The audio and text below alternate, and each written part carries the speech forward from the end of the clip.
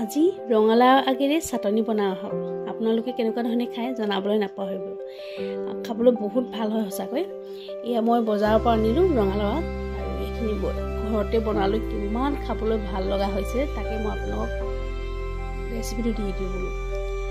বজাৰৰ পৰা মই এইখিনি আনিলোগৈ ঘৰত পিছে নাই আৰু মই ইয়াৰ কোমলীয়া অংশটো লৈছোঁ কোমলীয়া অংশটো ল'লে মানে ভাল লগতে পাতখিনি ল'ব পাৰিব টান অংশটো নিদিব হা মিক্সিত দিলে মানে কি হয় লাগি ধৰে এতিয়া এইখিনি গোটেইখিনি মই এনেকৈ কাটি লৈছোঁ আৰু ঠাইখিনিও মই পেলাই নিদিওঁ কিন্তু ঠাইখিনি দাইলত নহ'লে বা চব্জি বনাই খাম এইফালে পেন এখনত তেল অকণমান গৰম হ'বলৈ দিলোঁ গৰম হোৱাত মই ৰচুনখিনি টুকুৰা টুকুৰ কৰি কাটি দিছোঁ লগতে আদাও সেই টুকুৰা টুকুৰ কৰি কাটি দিছোঁ মই তেতেলিয়াই দিয়া নাই বাৰু লগতে এটা পিঁয়াজ আৰু জলকীয়া মই দুই ধৰণৰ জলকীয়া দিছোঁ গ্ৰীণ চিলি আৰু এইটো কয় ভোট জলকীয়াটো সকলোৱে চিনি পায় ভোট জলকীয়া দিছোঁ লগতে বিলাহী দিছোঁ আৰু এইখিনি অকণমান লৰচৰ কৰি দিছোঁ হেতাখন আৰু লগতে হালধি পাউডাৰ আৰু নিমখ দিছোঁ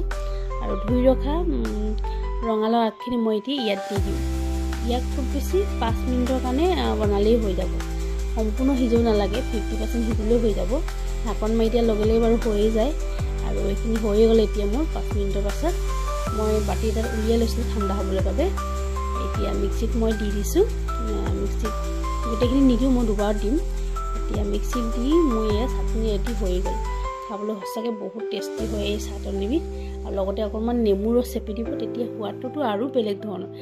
এবাৰ খালে মানে আৰু খাম লাগিয়ে থাকিব আপোনালোকৰ এতিয়া মোৰ এয়া চাটনি বনাই ৰেডি হৈ গ'ল আপোনালোকৰ যদি মোৰ ৰেচিপিটো ভাল লাগে লাইক কমেণ্ট কৰিবলৈ নাপাহৰিব আজিলৈ আহোঁ বাই বাই